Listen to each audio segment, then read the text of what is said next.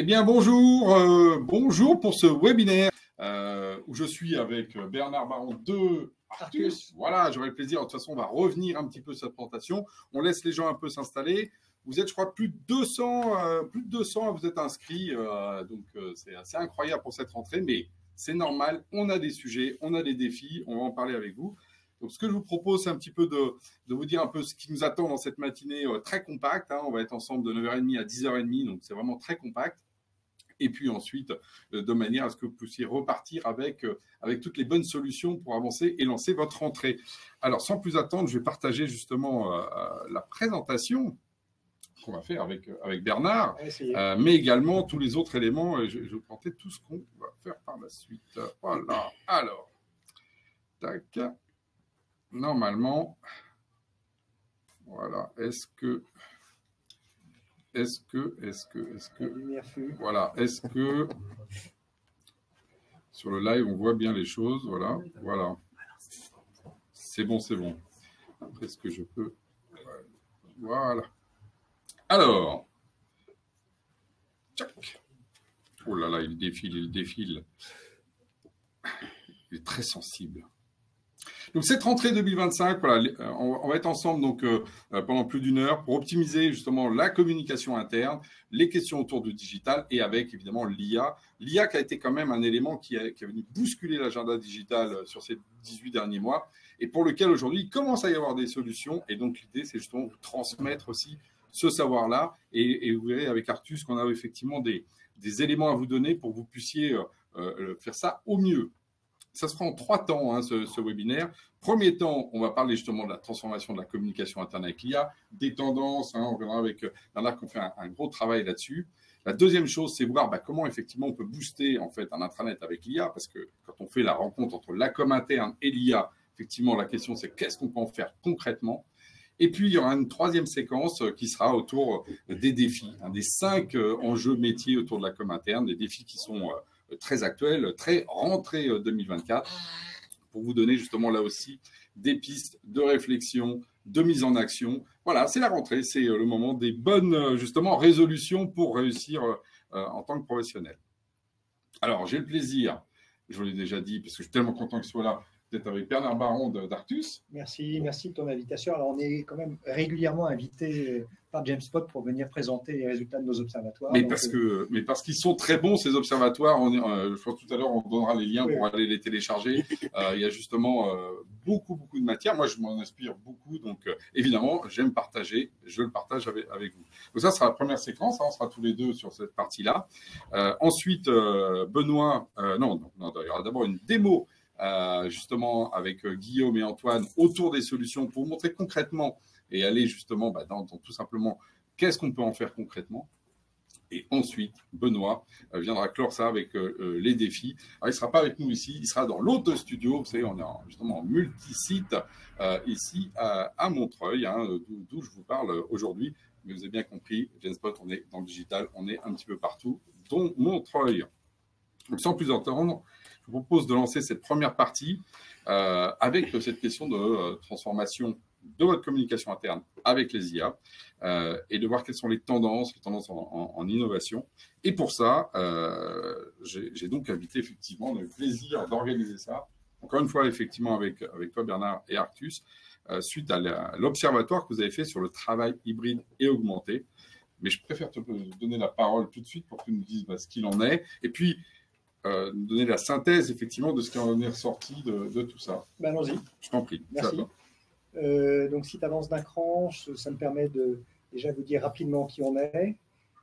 Donc, Artus, nous sommes une société de conseil. Notre terrain de jeu, c'est le digital interne. Donc, on accompagne nos clients sur la transformation digitale interne. Donc, ça veut dire, et ça depuis 20 ans, que on aide nos clients à mettre en place, rénover leurs intranets. Alors, intranet, c'est le plus mauvais mot qu'on ait trouvé pour décrire tout un tas de réalités, mais on n'en a pas trouvé de meilleur. Donc, intranet, digital workplace, employee experience platform, bon voilà, tout un tas de réalités et on intervient plutôt auprès de moyens et grands clients sur des projets français et internationaux pour accompagner la mise en place de ces intranets, travailler sur la gouvernance, travailler sur le change management. Et effectivement, comme tu l'as dit, l'IA est venue bouleverser tout ça depuis 18 mois, donc ça va être l'objet de notre échange. Donc voilà, nos clients sont plutôt des moyennes et grandes entreprises françaises et internationales. Et donc on va pouvoir rentrer dans le vif du sujet. On a, dans les métiers d'Arcus, on fait de l'assistance à maîtrise d'ouvrage d'un côté, et puis de l'autre côté, on fait des études. Et donc, depuis le début des années 2000, on s'est intéressé à ce qui se passait autour de l'intranet. Alors, je pense que la première version de notre observatoire remonte à 99. Donc là, les réponses, elles n'étaient pas automatisées. Je pense qu'il y avait 30 répondants et c'était plutôt du dialogue avec nos interlocuteurs. Donc là, beaucoup d'eau a coulé. On a une année sur deux un observatoire qui traite de l'intranet et de la communication digitale. Et l'autre fois, on traite du travail hybride. Et cette année, on a rajouté une nouvelle dimension qui est le travail hybride et augmenté, parce que le travail hybride, c'est nos équipes sont réparties géographiquement, et l'IA fait que maintenant nos équipes sont plus nombreuses, pas forcément seulement avec des collaborateurs. Nos observatoires, régulièrement, on a entre 500 et 800 répondants, mais ça représente à peu près 6 à 9 millions d'utilisateurs. Et ce qui est intéressant, c'est que ce qui en ressort, c'est ce que vous nous dites, ce que nos utilisateurs ont dit, et non pas ce que les marketing des éditeurs, beaucoup de respect pour les éditeurs et leur marketing, mais il n'empêche, ça nous intéresse d'avoir la parole des utilisateurs. Donc voilà, ce dont on va parler ce matin, c'est les réponses qui ont été fournies par des entreprises qui sont représentatives des secteurs d'activité. Donc on voit, je crois qu'on a 55% dans le service, 20% dans l'industrie et 25% dans le public. Donc industrie et public, ça c'est très clair. Et puis en fait, pour simplifier notre représentation, on a dit que tout le reste, c'était des services, même si la réalité sectorielle est un tout petit peu plus compliquée que ça. Bon, alors, donc, du coup, on leur a posé des questions autour du travail hybride.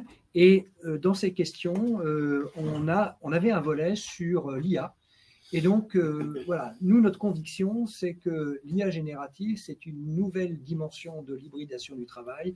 On se pose plein de questions, ou plus exactement, on nous pose plein de questions, mais est-ce que ça va remplacer des collaborateurs, est-ce que ça change le contenu de nos postes, etc. Donc voilà, alors donc du coup, on a commencé par poser des questions simples. Et la première question qu'on a posée, c'est, vous en êtes où? Vous en êtes où sur le déploiement des outils d'IA générative? Et donc, on a fait quelques propositions. Donc, les propositions, c'est est-ce que vous utilisez l'IA générative pour faire de la recherche étendue, de la traduction, des assistants bureautiques, de la génération de texte? Donc, voilà, on a un ensemble de propositions et le graphique est un tout petit peu chargé à lire, mais concentrons-nous sur les pastilles vertes qui correspondent à ce qui est déjà déployé et vert foncé à ce qui est en cours de déploiement. Et donc voilà, on nous a répondu, la recherche augmentée, 33%, c'est déjà déployé chez nous ou en cours de déploiement. En deux, la traduction, c'est 21 plus 11, 32%. Les assistants bureautiques, c'est-à-dire principalement copilote, parce que c'est l'offre qui est aujourd'hui disponible, c'est 27%. Donc, voilà ce qui est déployé dans les entreprises. Donc, si tu avances d'un petit cran, donc on a fait le calcul pour vous. Et ce qui est frappant, c'est que ce qui est déployé dans les entreprises, c'est l'IA générative est déployée dans les entreprises au maximum à 33%. Et quand c'est à 33%, c'est pour faire de la recherche augmentée. Donc voilà, premier enseignement. Donc voilà, je te dis, Alain, en 1, la recherche, traduction, en 2, la traduction, les outils bureautiques et la génération de texte. Toi, ta vision à la fois de la part de tes utilisateurs et clients et de la part de ton département marketing, tu réagis comment? Est-ce que ça correspond à la vision que tu as sur le marché? Ben c'est intéressant parce que c'est complètement aligné avec ce qu'aujourd'hui, effectivement, attendent les clients. Les clients, ce qu'ils ont, parce qu'il y a aussi une question de compréhension autour de l'IA, hein, parce qu'effectivement, c'est un sujet compliqué. Ce qui ressort en premier, c'est comme toi, c'est l'action de la recherche, c'est ce que les clients nous ont demandé. En fait, cette capacité, finalement, de dépasser le moteur de recherche traditionnel. Pas forcément avoir des chatbots de conversation, mais au moins un chatbot qui répond de manière précise sur un contenu. Ça, c'est vraiment quelque chose que les clients comprennent, maîtrisent, et d'une certaine manière, c'est un désir de leurs utilisateurs comme des clients. Hein, donc là, et souvent, quand on parle de déploiement, on parle de marketing de l'offre, c'est quand effectivement ceux qui déploient des systèmes, mais ceux aussi qui les utilisent, donc les utilisateurs finaux, se rencontrent. Et c'est là où, en général, qu'il y a justement l'usage. Donc, c'est ce qui ressort. Sur la question aussi sur la production de contenu, et là, je voudrais plutôt c'est effectivement cette peur que tu dis, c'est pour la com interne, oui d'accord, je vais produire du contenu avec l'intelligence artificielle, mais quid de mon job dans ces cas-là, où je me mets dans la chaîne de valeur, va-t-il un peu me remplacer? C'est toujours un peu sous-jacent quand même. Et puis quand même une question sur la sécurité des données, mais ça on y reviendra. Alors, juste une réaction, donc ce n'était pas dans cet observatoire, mais dans le précédent, on avait établi les facteurs clés de succès des intranets. Et dans des facteurs clés de succès, on avait montré une corrélation très nette entre le nombre de formats éditoriaux utilisés dans un intranet et le niveau de satisfaction des utilisateurs. Premier élément. Deuxième élément, on avait établi que les intranets étaient d'autant plus fréquentés que les contributeurs étaient répartis dans les métiers. Et donc, il y a les situations où la contribution est faite uniquement par la com et la RH en centrale, premier stade. Deuxième stade, com et RH avec leur réseau dans toute l'entreprise. Et troisième stade, on onboard tous les contributeurs de tous les métiers. L'IA en génération de contenu, elle permet de résoudre, d'aborder cette demande. Et donc, de façon assez simple, je peux accroître mon réseau de contributeurs parce que je vais aider, guider et un tout petit peu homogénéiser la production des contenus qui vont être fournis par tous les contributeurs métiers. Et donc, du coup, instantanément, non pas je remplace des gens à la com, mais je fais de leur intranet un accélérateur de la communication, de l'alignement, de l'engagement des collaborateurs. Donc, effectivement, il y a une crainte, mais derrière, il y a… Très intéressant comme piste, hein, et la peur de la page blanche. Alors, et une deuxième remarque qu'on nous a faite, on fait un certain nombre de POC chez nos clients, et parce que la réponse numéro 1, c'est on a mis en place de la recherche augmentée. Et donc, le fantasme, c'est de dire j'ai 200 000 documents ou j'ai 2 millions de documents et maintenant je mets de l'IA et ça va me produire la connaissance de l'entreprise. Alors, ce que nous disent nos utilisateurs, toi c'est du marketing, on sait bien, mais nous, ce que nous disent nos utilisateurs, c'est ça ne marche pas. Juste, ça ne marche pas. On a essayé, et nos clients ont essayé Copilot, c'est remarquable, mais sur la recherche, ça ne produit pas cet effet magique. Du coup, la démarche qu'on voit commencer à se mettre en place, c'est non pas je vais traiter la grande quantité des informations contenues par mon système d'information, mais je vais isoler des éléments très réduit en termes de quantité, mais avec une très forte valeur ajoutée en termes de qualité d'information. Et donc, du coup, nos clients nous disent, on ne va pas faire du moteur de recherche amélioré, on va faire des bots sur des îlots de données dont on sait que c'est de grande qualité. Il y a un élément dont on sait que c'est de grande qualité dans toutes les entreprises, c'est le référentiel de procédure, le référentiel qualité. Par défaut, c'est quelque chose de qualité. Donc, on peut se dire que le premier bot ou le deuxième ou le troisième que je vais mettre en place, c'est le référentiel qualité. Il y a un autre élément, c'est tout le référentiel RH, parce que le référentiel RH, il est réglementaire, donc il est réglementaire plus l'adaptation en entreprise, donc c'est un endroit sur lequel je peux peut-être obtenir des résultats très intéressants, et en particulier dans les grands groupes, les directions RH qui ont des paquets de collaborateurs qui répondent toujours aux mêmes questions. Alors, comment je fais pour calculer mon solde de RTT? Tout ça, j'ai ça dans mon référentiel. Si j'ai un bot je vais avoir les réponses. Donc ça, c'est l'efficacité de la recherche. Et puis si j'ai un bot, j'ai un LLM devant, ça veut dire que ma recherche, elle peut être faite dans n'importe quelle langue, par n'importe quel de mes collaborateurs, n'importe où dans le monde.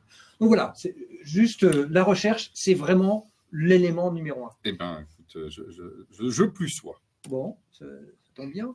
On a posé la question mais comment est utilisée l'IA générative dans votre fonction? Et là, première réponse, c'est convergent. Trouver de l'information et des réponses, créer, reformuler, synthétiser, donc ça, c'est la génération de contenu, stimuler et enrichir le travail créatif, accélérer le travail d'analyse, automatiser les tâches administratives, produire des synthèses de réunions. Et donc, on voit que la somme de tout ça, parce que ce n'était pas des réponses exclusives, on pouvait donner plusieurs réponses, la somme de tout ça, ça fait 70% de gens qui disent « j'utilise l'IA ». Plus précisément, si on regarde la réponse « aucune utilisation » 30%, ça veut dire 70% des gens utilisent l'IA. Voilà, on a un premier choc, c'est que 33% des répondants disent, ou plutôt les répondants disent à 33% on a déployé l'IA, et ils nous disent en même temps à 70% on l'utilise. Donc là, on a un shadow IA qui s'est déployé dans les entreprises. Donc, évidemment, il faut prendre plein de précautions pour y aller, mais il n'empêche que nos utilisateurs et vos utilisateurs n'ont pas attendu, n'attendront pas. Et donc, si on dit, attention, il faut bien sécuriser, ben, vos utilisateurs, ils vont faire du chat GPT dans lequel ils vont mettre vos contrats, vos documents de recherche, parce qu'on a besoin de productivité. Et voilà, c'est le premier élément, deuxième élément qui nous a vraiment frappé, c'est 33%, c'est pas mal pour un déploiement sur une technologie super récente, mais 70% d'usage, ça veut dire qu'il faut aller vite dans la mise en place de solutions. Alors, je ne sais pas, est-ce que tu constates aussi moi, ce que je dis tout simplement, c'est qu'effectivement, la question, c'est qu'il faut trouver la bonne accélération de déploiement technologique maîtrisée. Parce que sinon, effectivement, ça se fait à l'extérieur. Et maîtriser, ça veut dire aussi sur des sets de données dans lesquels il n'y a pas de fuite de données. Parce que c'est vraiment ça le problème principal, comme tu dis, contrat. Donc, il faut que les données soient utilisées par quelqu'un qui respecte, d'un point de vue à la fois souverain et respecte l'intégrité des données du client. Et ça, c'est clair que je pense que ceux qui ne le font pas, ils auront des déconvenus. Mais tes chiffres sont extrêmement clairs là-dessus. Il y a du shadow IA de manière massive.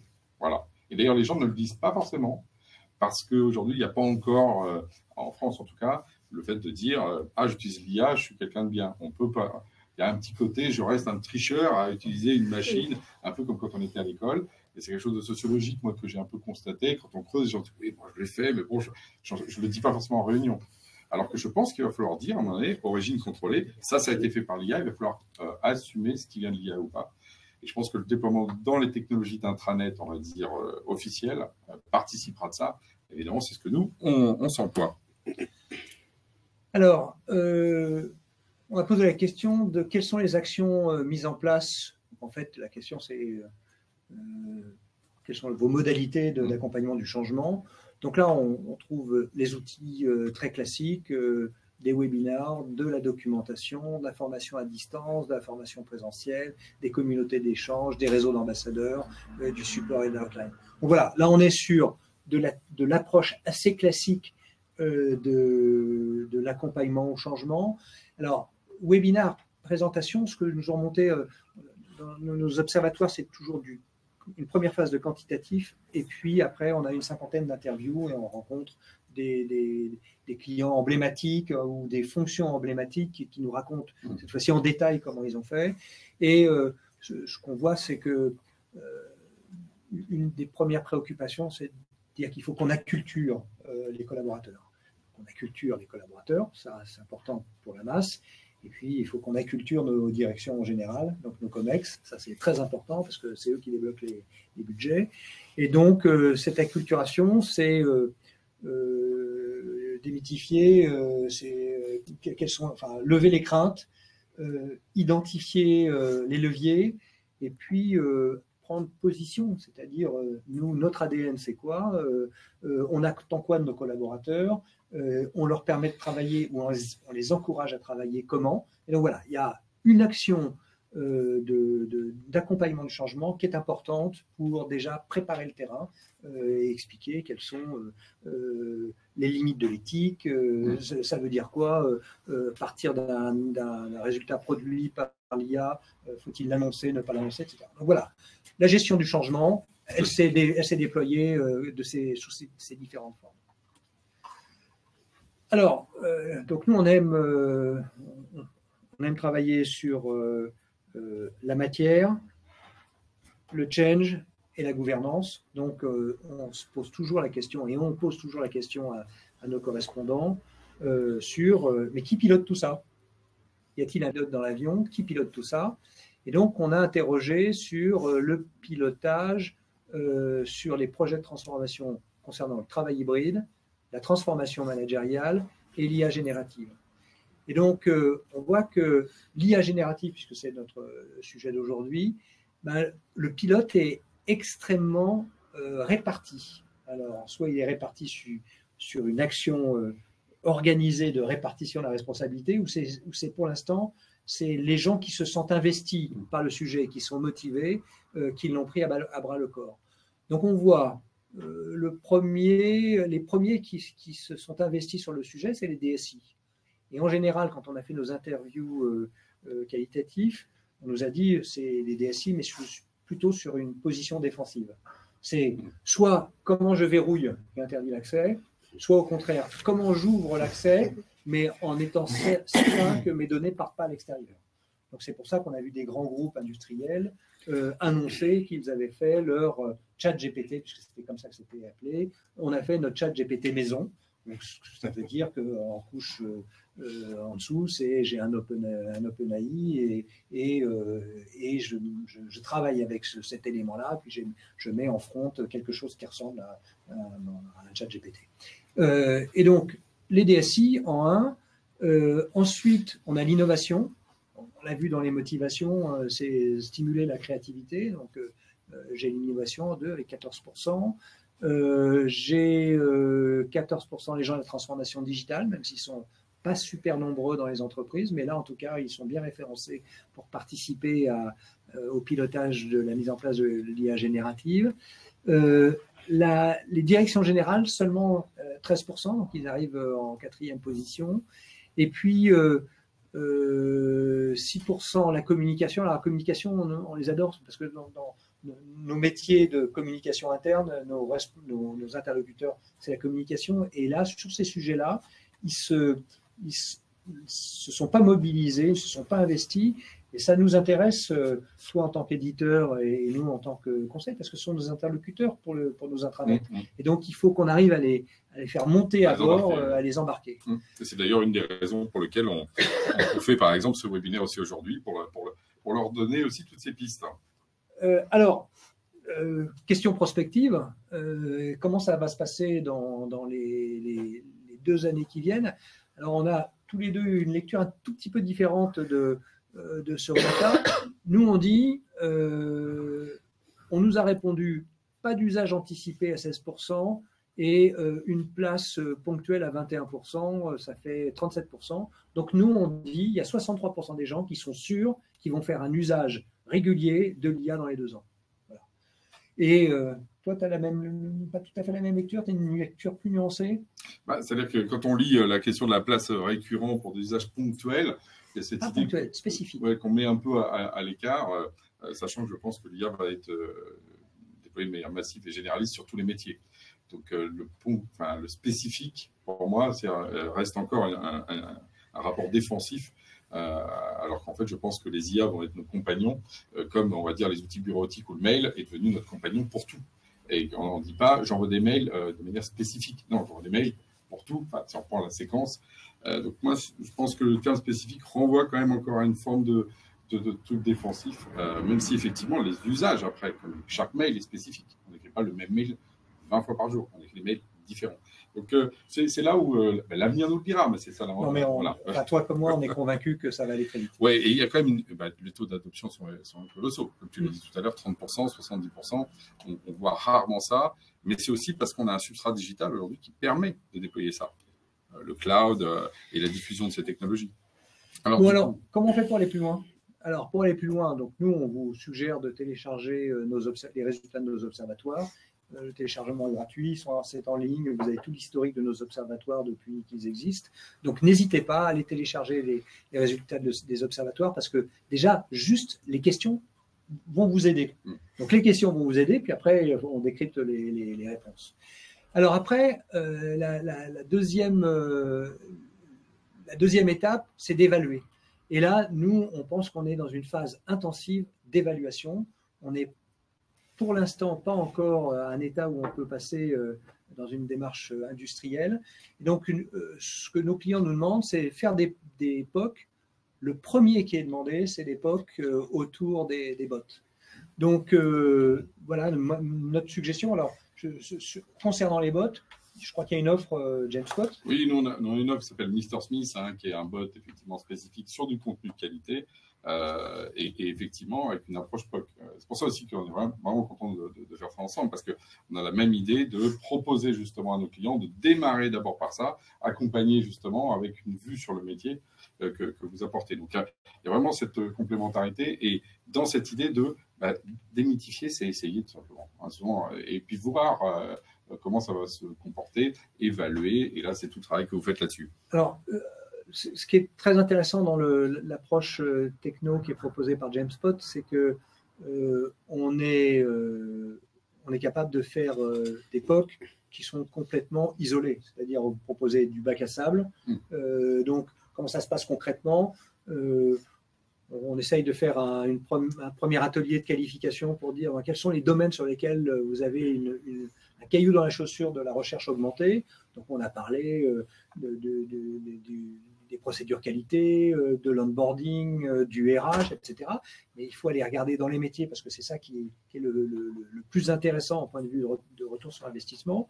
Et donc, l'idée, c'est qu'une fois qu'on a trouvé le thème, on identifie un jeu de documents, au moins d'une centaine de documents, et puis on les met dans votre bac à sable.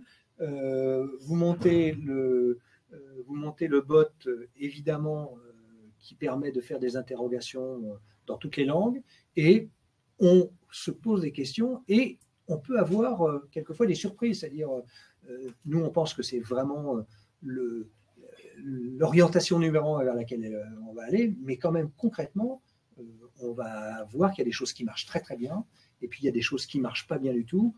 Alors, on vous donne un exemple. On a été amené à mettre en place ou à évaluer l'efficacité d'un bot pour faire le support des utilisateurs sur des projets SAP.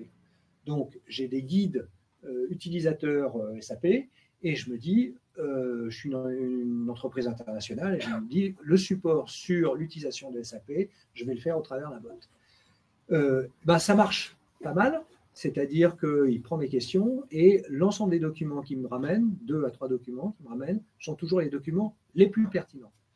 La limite de l'exercice, c'est que si mon document ne contient que des images écran, c'est-à-dire si vous voulez étendre un budget, connectez-vous à SAP, mettez votre login, mot de passe, rentrez votre numéro de projet, etc. Si tout ça c'est décrit uniquement par des images écran, la limite du bot, c'est qu'il va bien verbaliser la partie texte qui est dans le PDF, mais sur les images écran, ça va être un peu plus difficile. Et donc, ce qu'on découvre quand on fait ce type d'opération, c'est qu'en fait, l'IA fonctionne un peu comme le SEO dans l'Internet, c'est-à-dire que plus mon document est de qualité et plus mon document a été préparé pour pouvoir délivrer des réponses et non pas être un document lisible, eh bien plus mon bot va être efficace. Et donc, du coup, nos clients se sont dit, j'intègre cette conclusion immédiatement au niveau des équipes projets, où je leur dis, maintenant mes projets, vous devez mettre de la qualité dans la rédaction des documents projets, et donc du coup, on va pouvoir avoir des bots efficaces. Donc, des RAG, de la génération de contenu. Donc là, l'offre, c'est... Donc là, nous, c'est plutôt Baguette Magique, qui s'appelle, permet justement de construire, on verra justement juste après, on ne va pas déployer, on va pas faire du spoiler sur la suite du webinaire sur lequel on va le montrer. Donc Guillaume et Antoine vont nous montrer justement Baguette Magique, c'est les magiciens du jour. Oui, on n'a pas de baguette. Et puis la dernière catégorie de POC sur laquelle on nous demande d'intervenir, c'est 70% du marché. Chez 70% de nos clients, il y a du Microsoft Office 365. Donc on nous dit, on voudrait voir Copilot, ChatGPT, Copilot Studio. Est-ce que c'est efficace? Est-ce que ça vaut les 30 € par utilisateur et par mois? Tu as une vision sur cette question? On pourra couper au montage ou pas? Bon, non, okay. Justement, aujourd'hui, d'ailleurs, il y a des études qui montrent qu'il y a un décommissionnement de Copilot aujourd'hui parce qu'il avait été déployé en masse. Et je pense que pour le coup, les IA plus dédiées, justement par rapport à ça, aux besoins, comme ce que nous on propose, qui est sur un segment de marché, sont de toute façon amenées à être sans doute plus pertinentes que l'espèce d'IA généraliste pour tout à l'heure d'aujourd'hui. C'est vrai que nous, ce qu'on voit, c'est les clients qui ont essayé Copilot et qui viennent voir chez nous comment ça peut être mieux intégré, que ça aille plus vite et tu as parlé prix et ça coûte moins cher. Bon. On a fini. Alors, on finit l'accompagnement sur les accompagnements classiques, maturité digitale des entreprises, identifier des cas d'usage, accompagner la stratégie de mise en œuvre et évidemment évaluer la bonne gouvernance et la gestion du changement autour de l'IA. Voilà, c'était ce qu'on voulait partager avec vous. Mais c'est super. Et on laisse d'ailleurs là le QR code pour que vous puissiez télécharger les observatoires. Très bien, parce que merci. Vraiment, merci encore Bernard pour tout ça. Alors, on a prévu un temps de questions-réponses. On a un petit peu décalé un peu sur le timing parce qu'il y a tellement de choses à dire sur l'IA. C'est vrai que du coup, là, de le faire en 20 minutes, c'est quand même une gageure. Merci encore de peut-être prêter l'exercice. Est-ce qu'on prend une question du coup alors, y a-t-il une question dans la salle en présentiel ou une question en distanciel dans la salle? Non, au-delà d'une question, dans la discussion qu'on a, de ce que vous racontez, nous, on voit bien que c'est en fonction des besoins aussi, qu'il ne faut pas s'engager dans l'idée de l'IA parce que c'est à la mode ou parce que ça fait bien, mais à identifier avant ce pourquoi on l'utilise en fait. Et l'idée aussi que mieux, déjà par rapport aux demandes qu'on fait, le prompt, mieux il est rédigé, plus on a de chances d'avoir de bonnes réponses de l'intelligence artificielle en face, de bonnes propositions. Et pareil sur l'idée de nous, en amont, déterminer sur les rapports, enfin sur tout ce qu'on écrit, un lien effectivement pour que l'intelligence artificielle le fasse au mieux son travail. En fait. Sur l'idée justement de nos rapports, de nos documents qui soient les plus sérieux et à jour possible. En fait. Anna, petite réaction là-dessus Je pense que c'est un bon résumé. C'est vrai que c'est un bon résumé. Travailler les besoins. Et c'est vrai que ce qui est nouveau, c'est qu'il faut penser maintenant la production de contenu dans une perspective d'IA. Et ça, c'est vrai que c'est nouveau. Moi, je suis tout à fait aligné avec ton parallèle avec le SEO. D'un coup, on s'est dit, ben oui, en fait, le site web, il faut qu'il soit mangé par Google. Bon, ben là, c'est mangé par les LLM, qui sont ces fameux systèmes qu'ensuite l'IA permet de faire des choses. Et que si le contenu, nous, quand on a fait, parce que nous, on a fait du propre POC avec Mr. Smith pour JetSpot, la première chose qu'on a vue, c'est quand il répondait pas bien, souvent, c'est que le contenu, il lui manquait un truc. Et on rajoute 3 phrases, etc. Et hop, là, tout d'un coup, le système fonctionne. Donc oui, il y a un travail, du coup, pour les gens de la communication interne et plus généralement des productions de contenu pour s'adapter à l'IA. Une autre question. Pardon, le deuxième commentaire, c'est quand vous parlez d'identifier les cas d'usage, c'est clé. Et le problème, c'est que si nous, en tant que prestataire, on vient vers vous en disant, bon, alors, vous voulez faire quoi avec votre IA? Normalement, il n'y a pas de réponse. Donc, il faut s'y prendre autrement, c'est-à-dire, il faut commencer à interroger pour pouvoir identifier où sont les difficultés, où sont vos îlots de données de qualité, parce que déjà, ça, c'est pas mal. Où sont les îlots de données qui servent à la production? Et donc, à partir du moment où vous commencez à poser les questions de cette façon-là, hop, vous faites émerger les cas d'usage qui sont propres à votre entreprise. Donc, il y a des cas d'usage généralistes, mais quand même, il y a un petit travail en amont, parce que sinon on ne servirait plus à rien. Il y a un petit travail en amont pour faire émerger tout ça. C'est joli, faire émerger les îlots de qualité pour faire émerger votre métier, c'est une très jolie formule. Voilà. Pascal? Oui, juste une question. Vous dites retravailler justement le contenu, en fait, les documents. Est-ce qu'il y a des règles à respecter? Ou c'est simplement enlever les images et c'est quoi?